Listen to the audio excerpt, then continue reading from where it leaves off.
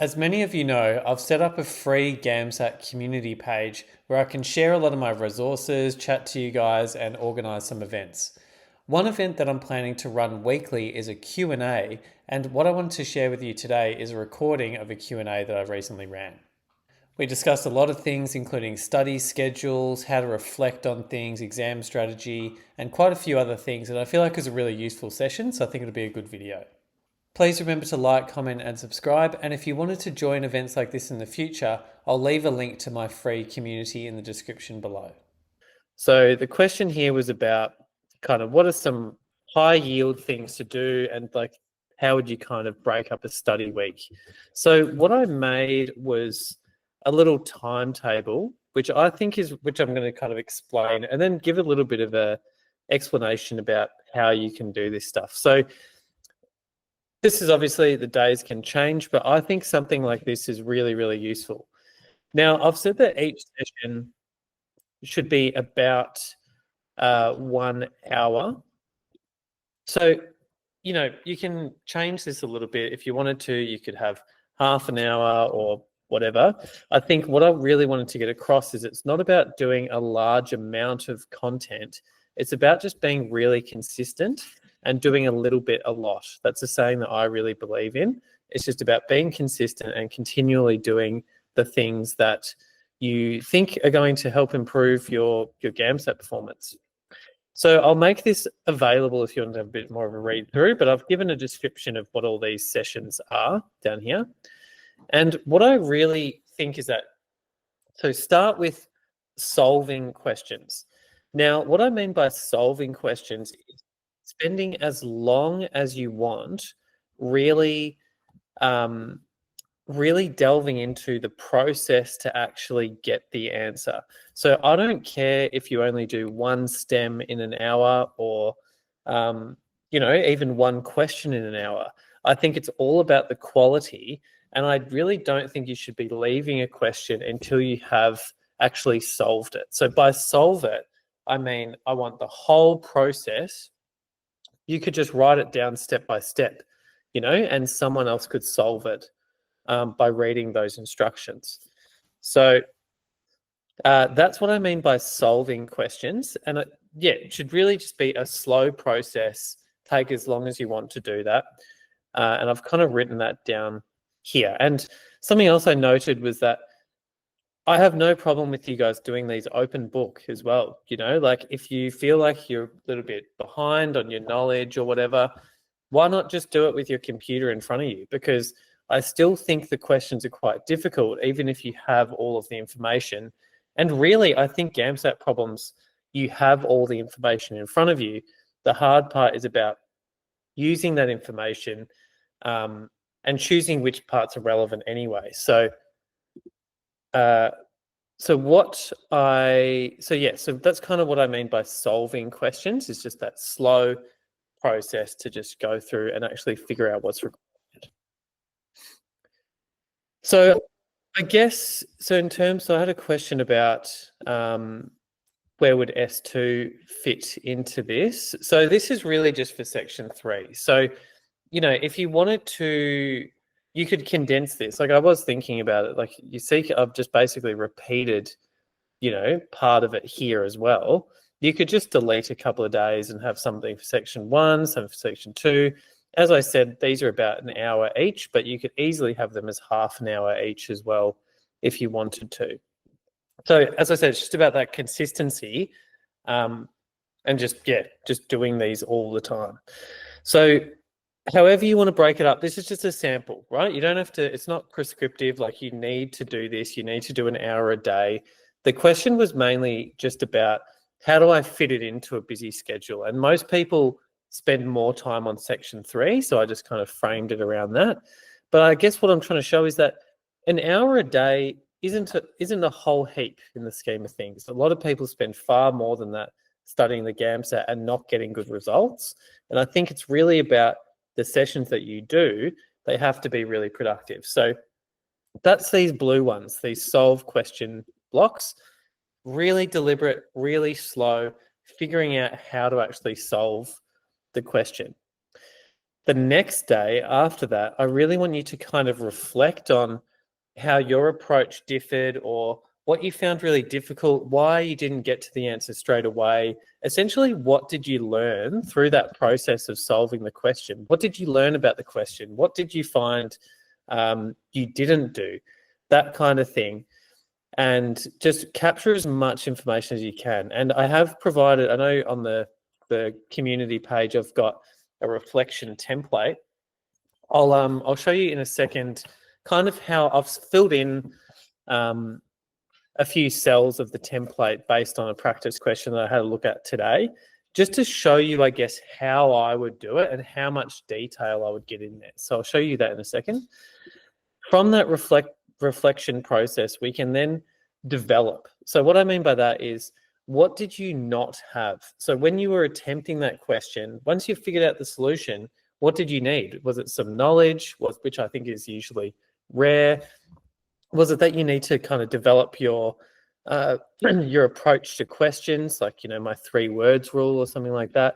Did you fall into a trap? Did you, the list goes on and on and on, because there's a lot of things that you can do wrong. So on that Wednesday, we're kind of thinking about ways that we can actually improve our performance next time. This Thursday one is kind of out of place a little bit, because this really should be for the next week. So after you've, solved some questions, figured out how to do them, reflected on it, found some things that you can practice and improve on, give it a little break, give it about a week break, and then repeat those exact same questions. Because if you think about it, what we've really been doing through this process is developing a skill to help us with a question. So if we repeat that question, do we get it right now? Do we make the same mistakes? Do we make a different mistake? All of that is really valuable information. So I think it's this kind of cycle where you keep repeating to see if you're actually developing the right things. Because if you think about it, through these first 3 steps, we're really identifying and building the skills that we need for at least one question, but hopefully that will actually apply to many questions. And once we've got that, I see no problem just repeating that skill to make sure that you are developing it.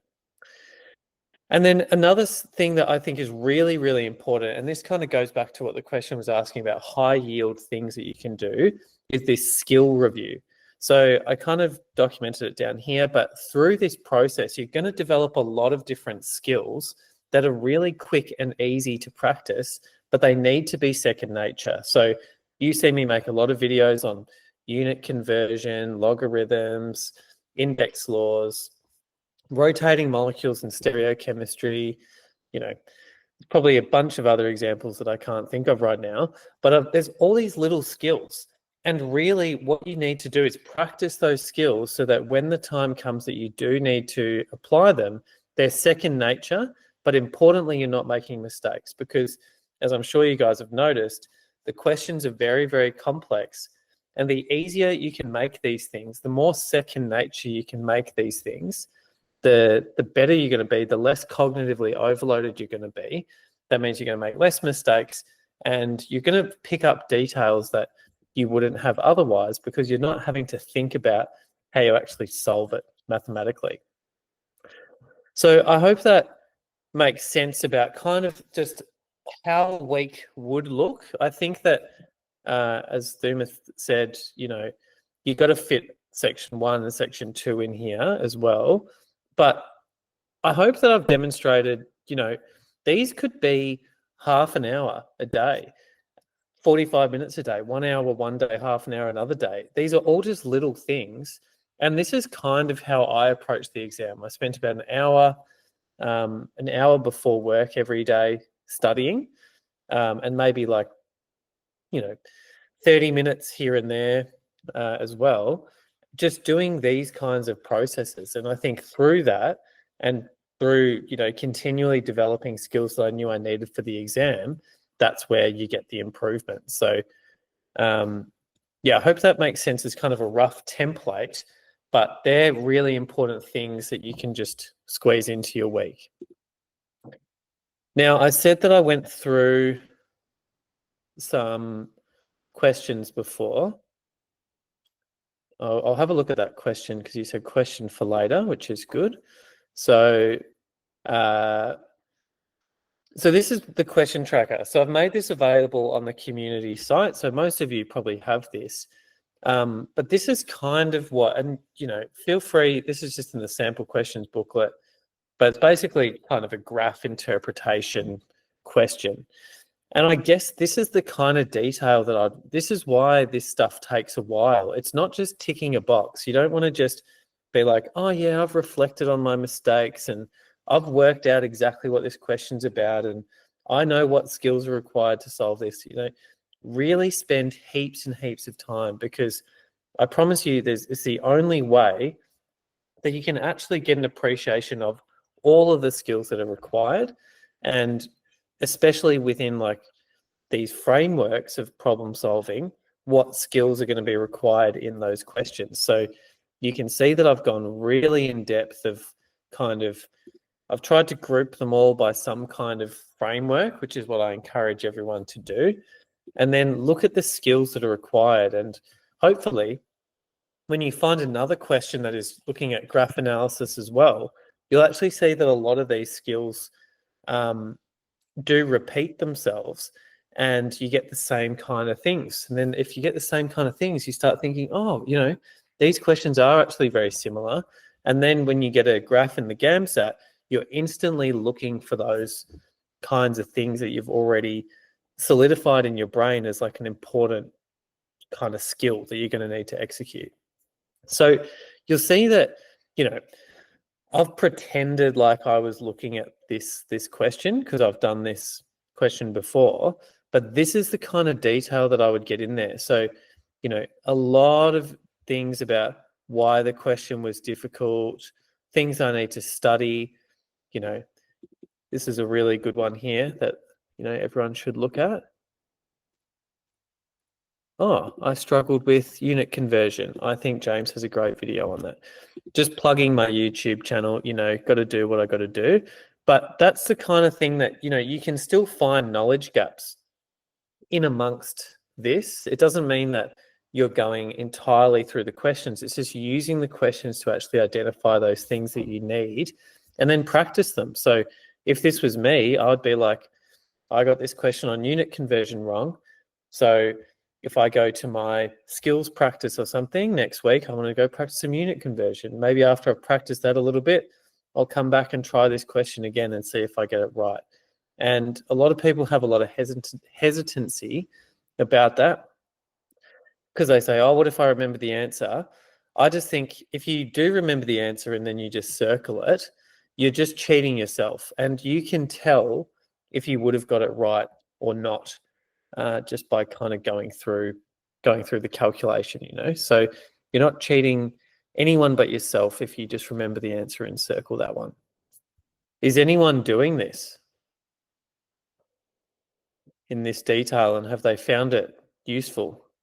I've tried using it, not nearly as much detail. Yeah, I think that's what most people do. I really encourage people to use this, but I find not a lot of people go into the level of detail. And if I just get my one, so I can show you, a lot of you have probably seen this one as well, but let's say I go with this one. So again, I think that I could have done this a lot better. You see that a lot of this is about, the subject and the topic, which I don't really believe. I think it's all about this reasoning column more so. So you see that my new template is a lot more in line with, the reasoning, the traps, the skills, that kind of thing. So, but, I didn't know that. I learned as I was going through. But you see that, I captured quite a lot of information here. Maybe I could have even captured more. I think if I had my time again, I would capture a lot of information. But especially, as I start getting them wrong around here, I'm really getting, at least a sentence, 2 sentences in here about why I got it wrong and kind of things that I could improve on. This is a lot of information. And the only way you can get this much information is by figuring out what you did wrong and what you're going to do different next time to to improve. And just, maybe this will give you some confidence, because this is a lot of red that I'm seeing in here. So if anyone's out there feeling a little bit down on themselves, just know that, look at this. I've pretty much guessed except for this one. And even then I wasn't confident on that one. So, it's all a journey. And I just think you've got to treat every you got to treat every question like a learning experience in terms of what is this question teaching me and what am I going to develop in my own kind of approach. Oh, sorry, I missed your comment, Isaac. Sorry. You said that you have a method like this, but not as detailed. As very helpful. So that's good. So I think just, the more detail, the better.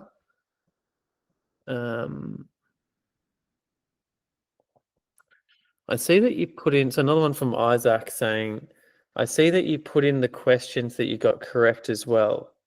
Did you do this for every question when correcting the exams? Yeah, so I kind of, I just went through the exams kind of, from question 1 to question 100 or whatever, and just wrote my answers down. Some of them I did full length, so I did the whole thing. Some of them I might have done 20 or whatever, but whatever I did, I just ended up writing that in the Excel document. And from memory, because it was a little while ago, but I think I would have just put all of them in, classified the question, and then if I got it right or wrong, and the ones that I got wrong, that's kind of when I did that reflection process. So it's kind of, if we go back to the study timetable, if you can think back, it's kind of like the first step was solving the questions and documenting them. And then the second step was kind of reflecting on the ones I got wrong, what I could do different next time, and then develop that and reattempt the question, kind of in a cycle like that. Does anyone want to, Rachel, are you game enough to ask the question out loud? Putting you on the spot. Yeah, hi Jim. Thank you. Yeah, go ahead. Yeah, I was just wondering how long you spent on your GAMSAT prep before you actually sat, because I think I saw a comment you made on someone else's post about how you only sat the GAMSAT once. Yeah. I've not sat the GAMSAT before, and I was just wondering how long you prepped for and how far in did you start timing yourself before you sat the exam? I felt Yeah, confident enough to sit the exam. Yeah, good question. I mean, I didn't think that I was going to do exceptionally well when I sat it. I just, I was going to sit it anyway. So it kind of, I was actually, after the exam, I was more confident in my section 2, which actually ended up being not that great. So you never know what's going to happen. But I think I reckon I started prepping in around, I reckon September or October for the March exam. And so what's that? That's maybe 6 months, 5 or 6 months. And I think that there were definitely a few months at the start where it wasn't productive at all. So I think that, I think that probably around like 3 months of really good study. And I probably started doing timed practice. Well, I think I don't know if I did it perfectly. So I think that's the other thing, is that I was probably doing timed practice too early. I was kind of seeing, I felt like I needed that timed pressure. And I see a lot of my students doing that to themselves. They think that they need to be doing timed practice as well as learning the content. And I think that's probably the wrong way about it, but I can understand the mindset. So I would say when you're consistently at least able to figure out how to solve a problem, even if you get it wrong, if you feel confident in your approach, that's probably a good time to start doing some timed practice. Because if we go back to my analysis sheet, it is quite important to do some timed practice at some point, because if you start looking at these ones, like all of these, you know, I don't know when these. So, you know, there's a few things here. It took quite a while counting the stereo centers, wasted time, and then you start seeing a little bit later on that, sorry, I don't have this prepared, so I am looking through as you are, but you see, you know, skipped as I didn't have time and guessed at the end, skipped as I didn't have time, skipped as I didn't have time, didn't read the stem closely enough, didn't read it close enough, had a bit of time pressure. Again, time pressure. So you start seeing this trend, you know, simple mistake with time pressure. So you start seeing this, you start seeing other things that you can do wrong when you do start putting a bit of timed pressure on yourself. But I think, you know, tried to rush was easy upon reflection. I think it needs to be easy upon reflection. You know, like you need to have a process down for these questions before you start doing timed practice, because otherwise you don't really know what you're doing and you've got the time pressure. Whereas I think it's better to know what you're doing, at least feel confident in what you're doing, and then you can work on ways to get it faster, you know, with ways that you can, you know, maybe start with the question instead of reading through the stem, and ways that you can pick out keywords and stuff like that. Stuff that I try to kind of teach a little bit as well. Yeah, Did makes that help, sense. Rachel? Yeah, that's helpful. Thank you.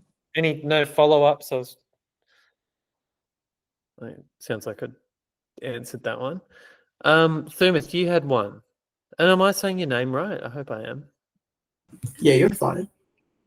What was your question?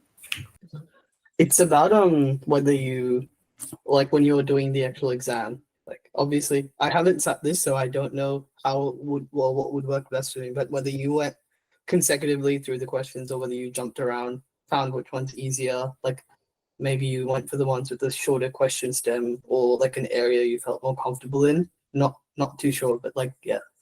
Definitely. Yeah, no, really good question. So I kind of, I might make a new Excel spreadsheet for this actually, because I think as a justification, I would like to, I know I've made a video on this, so some of you might have already seen this before, but it's about item response theory. I'll just go through it quickly just so we're all on the same page. Just give me 2 seconds. So, all right, let's share this. Okay, so we have two people here, and we're going to, so I promise this will be relevant to your question, I promise. At the moment it's not, but it will be. So we have two people here, and they've both got 3 out of 5 correct. So the green ones are the correct and the red the incorrect. So they've both got 3 out of 5. But what actually happened is, I don't know, does anyone want to have a, if you had to say whether the person knew the content or they were guessing, does anyone want to say what they think about person 1 and person 2?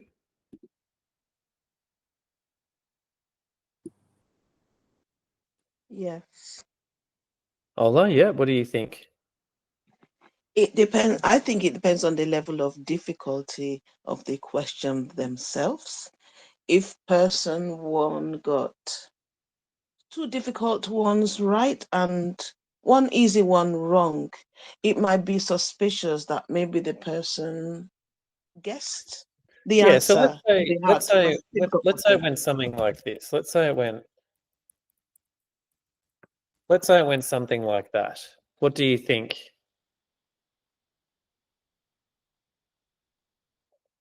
So if it went easy, easy, medium, medium, hard. Person 1 did a bit of guessing. Person 1 or person 2? Yes, person 2. Person 2. Yeah, that's what I would say as well. So I would say that person 1 knew these easy ones and the medium one, and then they kind of just ran out of knowledge here and they guessed and they got them wrong. But person 2, it doesn't really make sense. They got the first easy one right. Or maybe, maybe it would have been even more interesting if I did something like this. Like they got the first very easy one wrong, and then they got these 2 right, and then they got the medium one wrong, and then they got the hard one right. It doesn't really make sense. So what this algorithm is, it's called item response theory. So you can look this up. It's a very complicated mathematical algorithm, but essentially what it does is it judges, essentially what we've done here, judges how easy or difficult the questions were. And also you might see that questions in the GAMSAT are related to each other. So you might calculate the answer for one question, and then you'll actually need to use something about that answer or the same formula or something like that for the next question. So you've probably seen something like that in your practice, and you're like, why are they asking the same question twice? It's because of this item response theory. If you get one of them right, you really should get the other one right if you know what you're doing. So this whole algorithm and the way that the exam is set out is so that we can tell if someone is guessing or not. So although both of these people got 3 out of 5, this person might get 60%, person 1, and person 2 might get something like 40%. So even though they have got the same questions right, this algorithm is just a mathematical way of determining if they guessed or not, basically. And I know this is simplified, but at its core, that's how it works. So this is where it comes back to that question about how did I go through the exam? So some people think like have their strengths, or, they say, I'm going to skip all the physics ones because I'm really bad at physics. I think that's quite a simplistic approach, because as we've seen, if we go back to our GAMSAT analysis, you could have something on, let's say we look at these ones, right? Graph interpretation, and that one's about biology, respiratory system. And then up here, we've got these ones, which are also graph interpretation, and they're chemistry and rate laws. So like completely different things. But as I've kind of talked about, it's all about these frameworks that you build. So I would actually say that these questions, these 2 in orange, these 2 that are about graph interpretation, would have more in common than, let's say, the graph interpretation questions, which are chemistry based, compared to these other chemistry based ones, which are about substitution reactions. So I hope that makes sense. So that's why I think it's more important to group them by the problem solving framework, if you're going to use my language, because that's where the similarities are.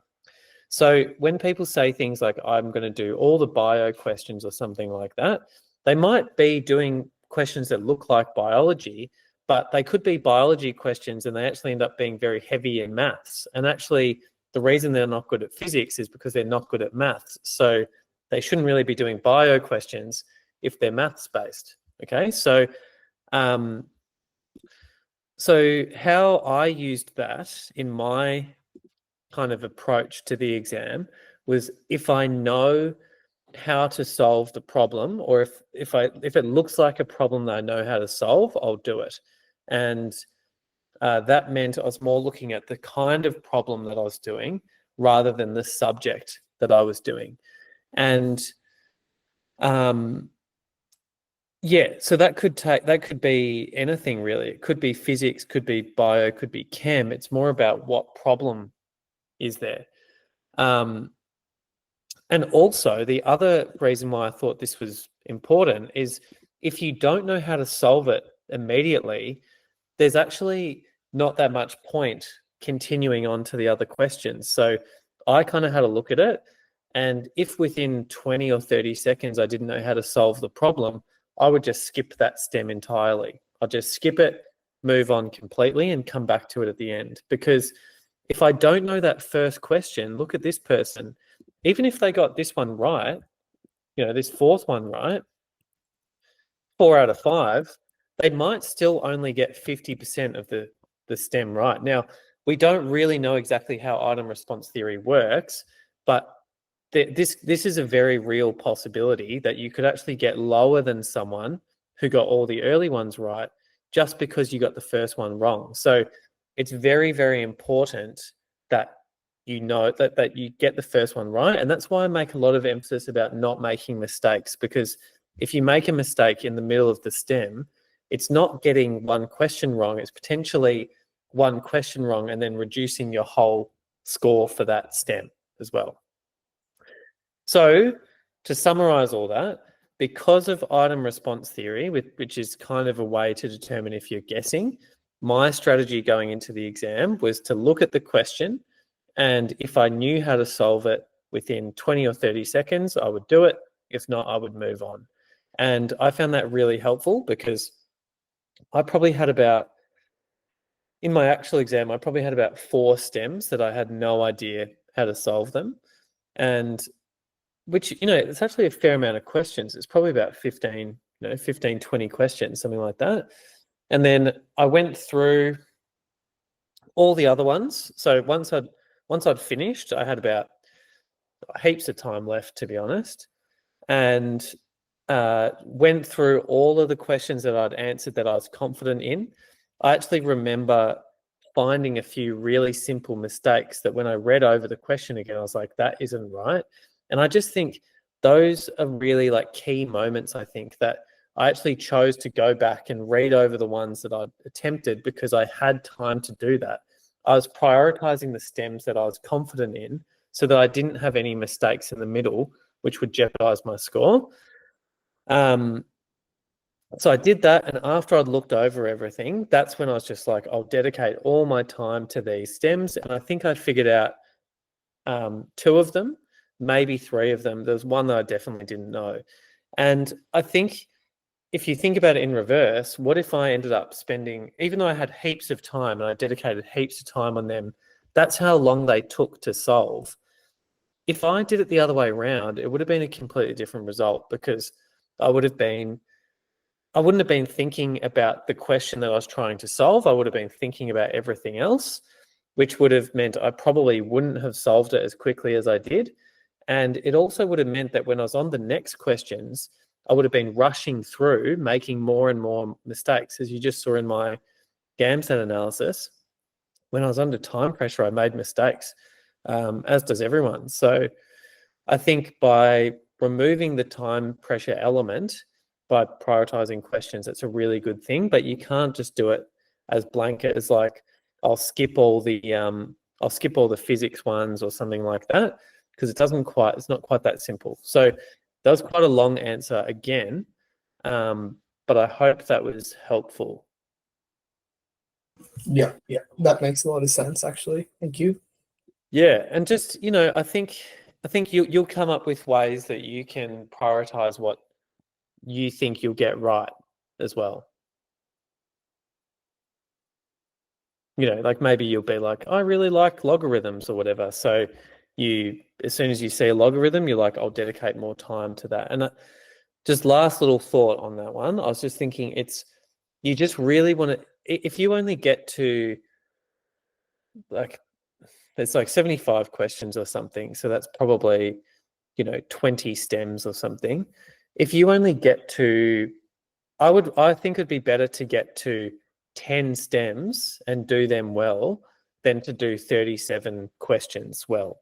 Because if those 37 questions are spread out everywhere, it's going to be a far lower mark. So spend your time on stems that you're confident solving. So pretty much like units. So like yeah, that's what I meant by practice exams STEM. and stuff have like unit 1, 2, whatever. So it's Exactly. like you do an entire unit that you're confident with and then move on. Exactly. And if the next one you're not confident with, then you move to the third unit, for Just skip example. it straight away. Right. Yeah. Okay, cool. So yeah, because by STEM, that's a good point. By STEM, I mean unit, in terms of, this STEM relates to questions 1 to 8 or something like that. That's what I mean by STEM. And I would do all of those ones attached to that unit or STEM, whatever you want to call it. And if I don't know one, I'd happily skip it, because what's the point? Even if I figure out, even if I genuinely figure out something later on, like 3 questions down the line or something, which is, it's actually quite unlikely because all the questions are linked and they just get harder and harder. So it's unlikely that you'll figure it out as you go. But even if I did, you're just going to, you're not going to be getting the same score for those ones that you get right. So what's the point of, there's less benefit in getting those ones right compared to other ones. Jim, I just had a follow-up question. Mm-hmm. It sounds like you're saying that not every question is weighted equally because of this theory and how it's marked based on an algorithm. So then that means that when you do practice tests and total up your scores and then try to match it to what it would be out of 100, that's not really accurate, is it? No.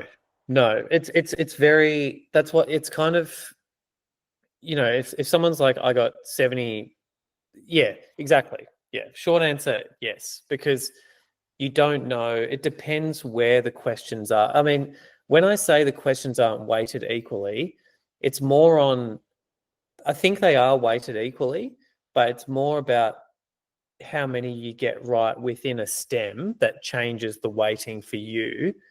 It's not like, unit 1 will have 50% of the marks and then all the other ones share the other 50% or something. Well, maybe it is. I don't know. I don't think it is. But I think, again, what I was kind of saying is that if you're getting questions right within the same STEM, that's more valuable than getting questions right across different STEMs with a mix of incorrect ones as well. So, yes. So, again, short answer, if you're getting 50% or 70% or something, that's going to mean very different things depending on where those marks were. Yeah, so if you just sort of got lucky and guessed on a bunch of questions across different stems that are unrelated, whatever mark you think you might get out of that might actually be a fair bit lower than. Well, I'd say generally it would be lower. Yeah. So a good way to mark it could be how many stems you got right, or like how many stems you got completely right or something. I don't know. It's a little bit hard because even then that doesn't really provide you with an answer because, it's a very complicated algorithm. So no one, and it also, I think there is a part of the algorithm that does take into account everyone else's performance on the questions as well to a degree, because I think that's kind of how they standardize it. So if someone gets like a really hard exam, they're not penalized as such. They kind of scale it. So there's a lot of variables is what I'm trying to say. So even if you're like, I got 80% of the stems right, what that means in terms of a mark on the GAMSAT, you can't really tell. So it's all a bit of a guessing game. And I guess end of the day, you just got to think about how you get more stems right, as you go on. So if you got 3 of the 5 right the first time, and then you get 4 of the 5 right the second time, and then you get all of them right the last time, that just means you're just increasing your mark more than you think. Yeah, cool. Interesting. Thanks. Yeah, it is interesting. Yep, Ola? Do you think the level of difficulty increases as you work down the STEM? Yeah, I think as a general rule of thumb, I do. Yeah. So it's usually related. All the questions are usually related within a STEM. So question 1, well, yeah, they're all related to a similar concept. So, but it gets a little bit harder and I kind of found this when I was looking through the one that I did today, the question tracker. So I kind of found that if anyone wanted to have a look after this, feel free to, but you kind of see that question 12 and 15 are actually very similar. They're about kind of interpreting text, but I did actually, just as I was looking at it, this is actually genuinely what I thought. It was similar to the first questions, but the answers were far harder to distinguish, and you kind of needed to make a bit more of a a jump in reasoning to be able to determine what the correct answers were, as opposed to the first one where there was, specific evidence in the text or something like that. So I think that's just really good to keep in mind, is that it does kind of get a little bit harder as you go. And did you have a follow-up, Ola? Thank you. And what do you mean by follow-up, please? Oh, you just had your hand raised in the chat. So I thought maybe... I'm trying to put it down, thanks. Oh, okay. Well, that's all right. Leave it up. Doesn't matter. Oh, no, I didn't know if you had another question to ask or something. Thumith, you said you had a couple of questions that you wouldn't mind going through. Oh yeah.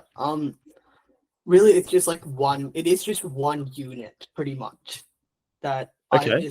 I was practicing, and it's interesting now because of what you mentioned, but pretty much I only got that first question that I thought was quite easy to intuitively make a guess on, right? And then I got a question a little bit later down correct, and now I'm kind of like rethinking how that would be marked because of, Yeah. yeah. So And pretty much the entire thing was iffy, but like I could guess that first one, but beyond that, it was quite tricky, I thought. Quite tricky. Yeah, and I think, going back to your exam strategy, you have a very low threshold for just skipping the STEM if you can't kind of figure it out. Which one was it, out of interest? Do you have the GAMSAT sample questions? I do, yep. Unit 16. It's the one with the pivot diagram. Oh, for section 3, obviously, yeah. Oof. That one might actually be outside my pay grade, believe it or not. I look, I'll preface it by saying as well. So yeah, I think I think some questions as well when you're studying, because I do, if anything, I think too much, I say, you've got all the information there. You don't actually need anything additional. I think there is a bit of a balance, but I do think that why I say, you don't need anything additional is that generally that's the case. And the other thing is that if you can kind of group, as I keep saying, if you group them into these things, then you can find that there are similarities between questions. I would not be able to find another question that used this kind of, problem solving. So even if we figured it out, I would be wondering what's the importance of this one if I can't find something that uses the same skills. And yeah, I guess like there might be. Yeah, look, the only question, sorry, that I ended up getting right was like mathematical rearrangement. And like that's only because I was reasonably confident with that, and I just had to like connect the dots there.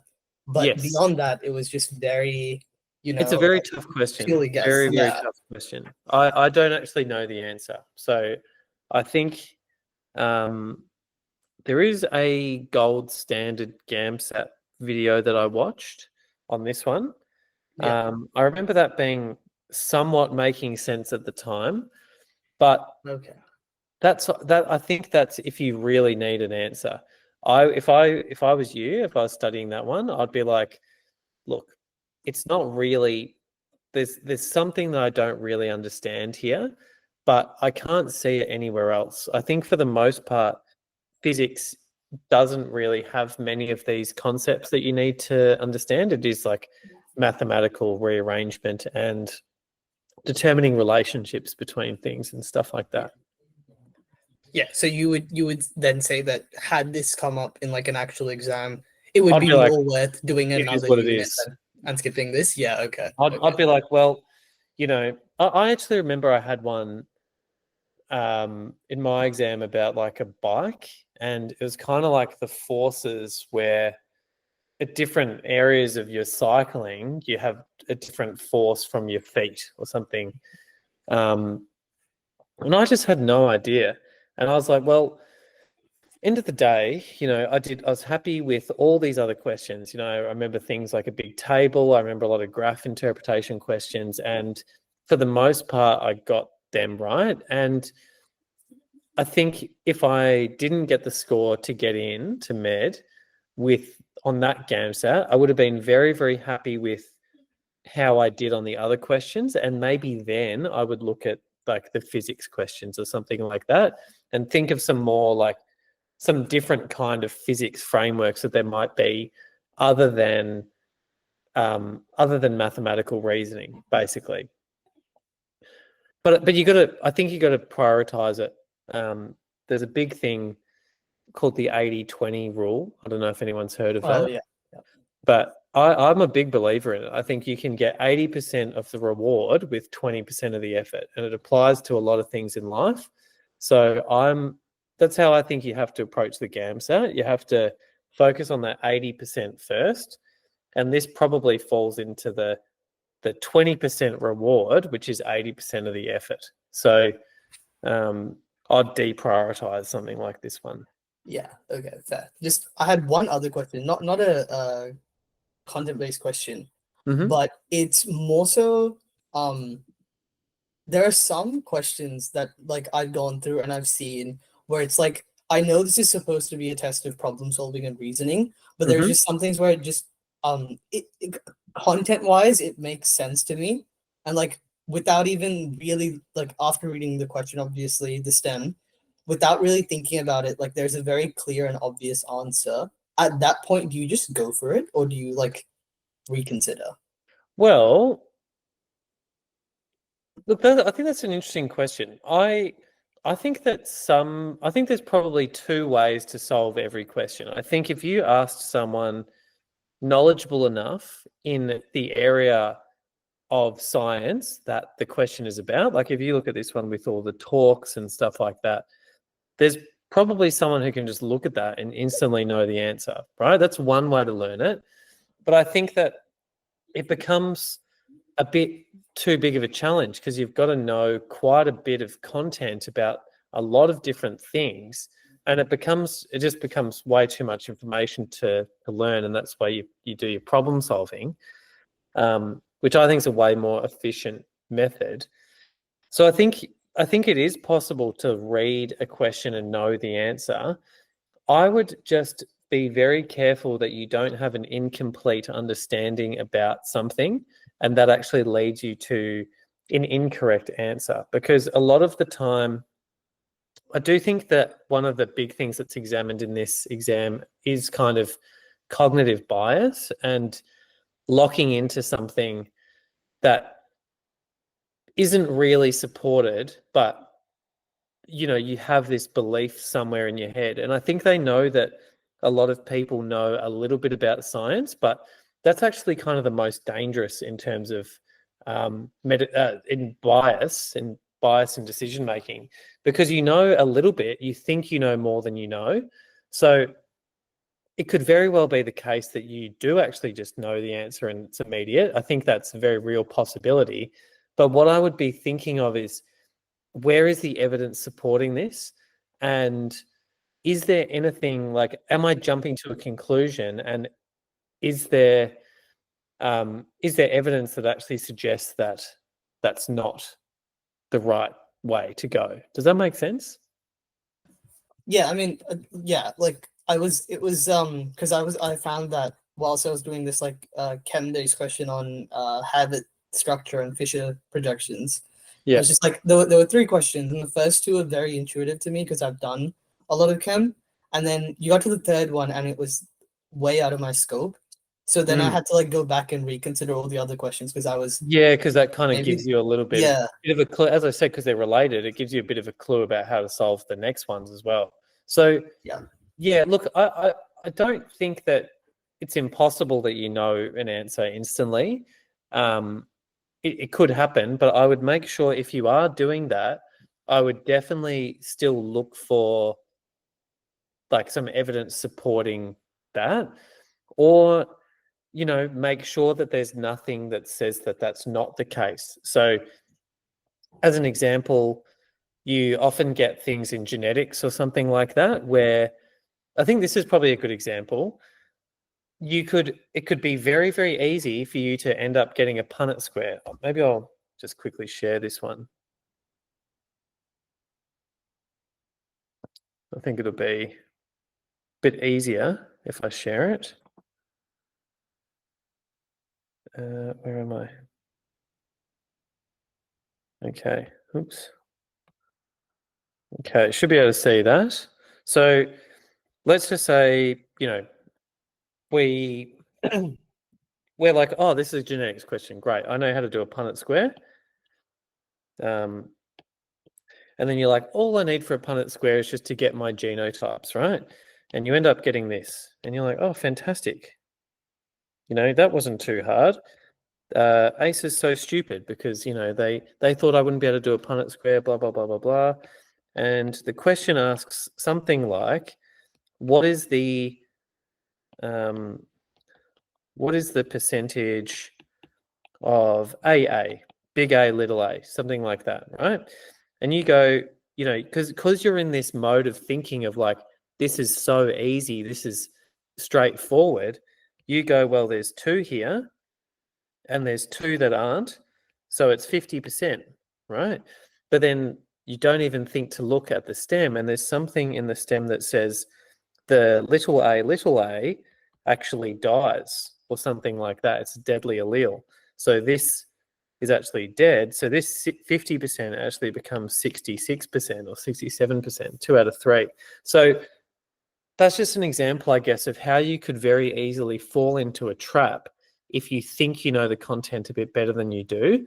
So I would just, even though it's really, look, if anything, even if you have to go back and find evidence, you're still going to be doing it quicker than everyone else anyway, because you do know it and you know what you're looking for. So I think just look for evidence for the most part. I would very rarely just circle an answer that I thought was right. Even if I was very, very confident, I'd always double check to make sure there's nothing that might change that.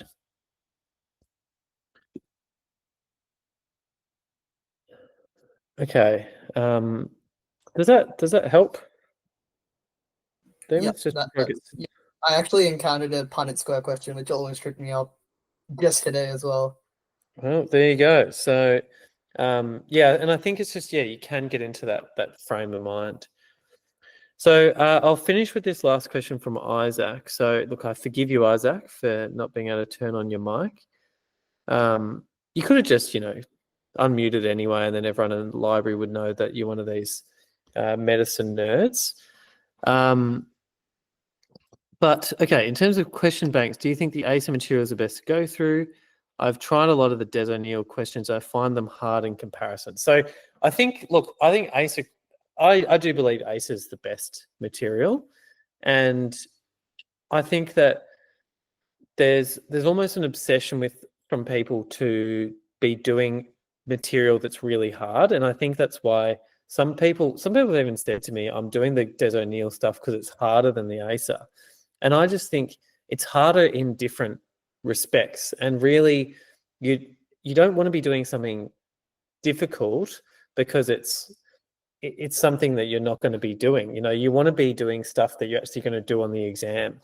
So I think the ASA stuff is representative of the exam content. And if you really study it, like I've been kind of talking about today, I think that you will figure out the traps, the skills, the kind of approaches that you need to solve GAMSAT problems. Whereas something like Des O'Neill, I think that it's difficult in different regards. So I think there is more theoretical knowledge that you need. There are some really good questions that are still really representative of the exam, but if you do that, I think you need to be very willing to just discount questions and say, that's just a theory question. I got that wrong because I didn't know a piece of theory, but I'm not going to need to know that theory for the exam. So that would be my only thing about Des O'Neill, is that it's just maybe testing the wrong skills. And I think that's because of the time that it was developed. The exam was a bit more theory-based from what I'm hearing. So I hope that helps. And I also think, you know, if you are reflecting a lot, like I was talking about earlier, it's not going to be quick. There's something like 500 questions in the ASA material, and I think that's more than enough to keep you busy for a long time. Yeah, exactly. There's a lot of questions where they don't include all the information in the STEM, and I think that's the biggest. They say, "Oh, you needed to know this thing," and I think that more and more that's becoming less common in the real exam. So yeah, but what I was saying is, you know, I think there's plenty of questions if you are spending time to go through, like spending a lot of time reflecting and developing your skills and stuff like that. It takes a lot of time to go through 500 questions, but you got to shift your mindset from, because I think a lot of people do, you know, practice exams from past years for their uni subjects or something, and they're just like, I'm just going to crunch through every year's exam as fast as I can, and then some of it will sink in, some of it won't.